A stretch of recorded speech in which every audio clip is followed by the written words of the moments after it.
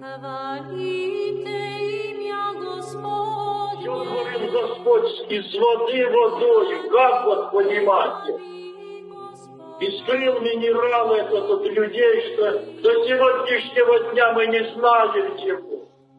Он не изучен. Когда говоришь хорошие слова, как мы молебен служим, вода освящается и становится иной. А как наговоры на нее, она плохая.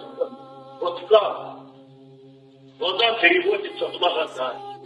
Господь крестится верно. И крещение нам дан Бог, крестим Бог. Дивные дела Твоя только слышим, Господи, вся премудрости сотвори, и разума его вещи слава.